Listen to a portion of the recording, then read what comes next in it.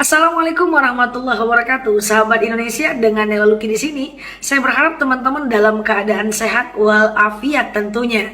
Nah, teman-teman semuanya, hari ini kita akan belajar tentang bagaimana kita menempatkan zikir pada tempatnya.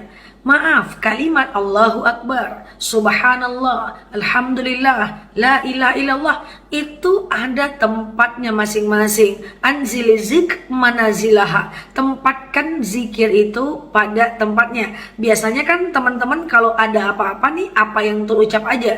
Kejedot, astagfirullah. Ngelihat rumah kebakaran, astagfirullah. Ngelihat kabar yang buruk, astagfirullah. Semuanya astagfirullah. Padahal teman-teman, masing-masing zikir itu ada tempat dan penggunaannya masing-masing. Tentu kalau kita letakkan zikir pada tempatnya, tentu dia akan semakin baik. Nah teman-teman, yuk kita belajar. Yang pertama adalah kalimat Allahu Akbar. Kapan Allahu Akbar itu kita ucapkan? Ketika kita melihat sesuatu yang indah, tetapi murni buatan Allah, misalnya nih lihat gunung, lihat pelangi, lihat samudra, lihat lautan, dia murni buatan Allah, tidak ada campur tangan manusia, maka teman-teman boleh ucap Allahu Akbar. Jadi kalau lihat gunung jangan, keren ya, jangan. Kalau lihat gunung ingat Allah, Allahu Akbar. Ngelihat pelangi, Allahu Akbar. Karena tidak ada campur tangan manusia di sana. Di sana murni buatan Allah, maka kita ucapkan takbir membesarkan Allah atas segala qadarullahnya. So, kalau melihat sesuatu yang murni buatan Allah, itu ucapnya Allahu Akbar. Itu yang pertama. Yang kedua, kalau melihat sesuatu yang indah, tetapi bercampur dengan campur tangan manusia. Misalnya ngelihat orang cakep tapi dandan. Ngelihat orang yang dari gemuk kok jadi kurus, ngelihat mukena yang cantik, masjid yang cantik, sawah yang indah, kebun yang rimbun, pohon rambutan yang rimbun, ya ngelihat pohon sawit yang rimbun, ngelihat sejadah cantik, baju cantik, gamis cantik, kamera cantik, handphone cantik. Kalau sesuatu itu indah, tapi dia murni buatan tidak murni buatan Allah dan bercampur dengan campur tangan manusia, maka kita ucapnya Masya Allah. Masya Allah cantik sekali ya sawah itu. Masya Allah cantik sekali bunga ini karena manusia yang nanam. Masya Allah cantik sekali nih mukena ini. Masya Allah kamu cantik banget ya dengan baju kayak gitu. Masya Allah kamu sekarang kurus ya. Masya Allah kamu sekarang berisi ya. Jadi kalau sesuatu itu indah dan bercampur dengan tangan manusia, maka Masya Allah.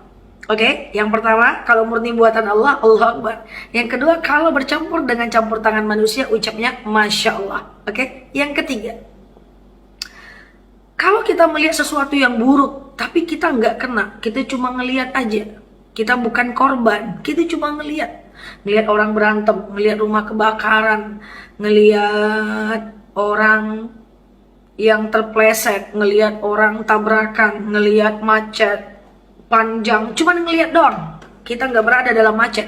Kalau kita cuma ngelihat, kita cuma menyaksikan, kita bukan korban, kita cuma ngelihat doang. Ngelihat suami marahin istri, istri marahin suami, anak melawan sama orang tua, ngelihat anak melawan sama gurunya. Kalau cuma ngelihat doang, maka teman-teman ucapkan Subhanallah. Karena kita mensucikan Allah atas keburukan yang terjadi. Maha suci Allah. Itu karena perbuatan manusia, bukan karena Allah.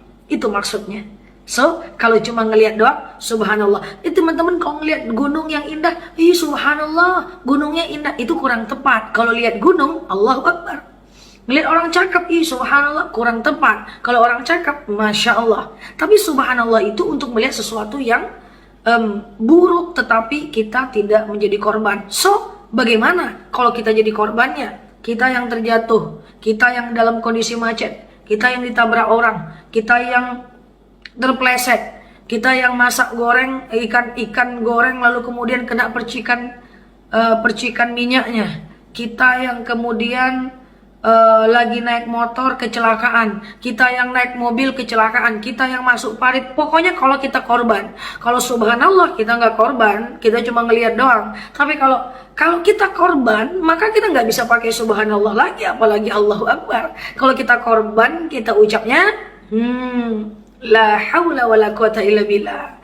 Ya, jadi tidak ada daya dan upaya melainkan kehendak Allah, melainkan atas izin Allah, melainkan atas kekuatan Allah. Jadi kalau kita korban, la haula wala quwata illa billah. Oke, sekarang terakhir deh yang kelima. Kalau kita pelaku, kita yang nabrak, kita yang membuat orang terjatuh, kita yang membuat orang berantem, kita yang membuat orang akhirnya teradu domba, kita yang membuat orang terpleset, kita yang nabrak orang. Kalau kita pelaku, maka baru kita ucapkan astagfirullah. Jadi jangan astagfirullah semua nih. Misalnya nih, saya kemudian saya nabrak orang. Misalnya nih ya, saya yang nabrak, saya ucapnya astagfirullah. Oke? Yang ditabrak ucapnya la haula wala quwata illa billah karena dia korban. Nah, yang nengok kami tabrakan ucapnya subhanallah. Jadi kita tempatkan zikir pada tempatnya. Jadi enggak astagfirullah, astagfirullah, semua astagfirullah gitu ya. Jadi tapi gimana Ustazah? Maaf, gimana Kak Nela kalau seandainya kita zikirnya enggak tepat, zikirnya salah? Iya enggak apa-apa sih, cuman kan lebih bagus, lebih afdal kalau kita tempatkan zikir pada tempatnya. Allahu Akbar, kebaikan murni buatan Allah, keindahan. Masya Allah, kalau kebaikan itu, kecantikan itu, keindahan itu bercampur dengan tangan manusia. Subhanallah, kalau kita lihat sesuatu yang buruk, la haula wala quwata illa billah, kalau kita yang menjadi korban keburukan, astagfirullah, kalau kita yang menjadi penyebab keburukan. Saya begitu semangat untuk menyampaikan ini. Kenapa teman-teman? Karena terlalu banyak saya dengar orang-orang yang salah menempatkan zikir. Padahal sunnahnya adalah kita tempatkan zikir pada tempatnya. Teman-teman yang baru mampir ke channel saya ini, boleh subscribe channel saya ini dengan mengklik tombol yang ada di bawah, atau nanti di akhir silahkan klik foto saya yang ada di sini untuk teman-teman bisa mendapatkan video terbaru dari saya. Tentunya saya akan sharing dan berbagi dengan teman-teman semuanya dalam persoalan edukasi, kemudian edukasi Islami, motivasi, dan hal-hal yang perlu saya share, saya akan share di channel saya ini. Dan teman-teman boleh share video ini ke orang-orang terdekatnya agar tentunya lebih bermanfaat untuk kita semuanya. Salam takzim dari saya Nela Luki. Demikian, assalamualaikum warahmatullahi wabarakatuh.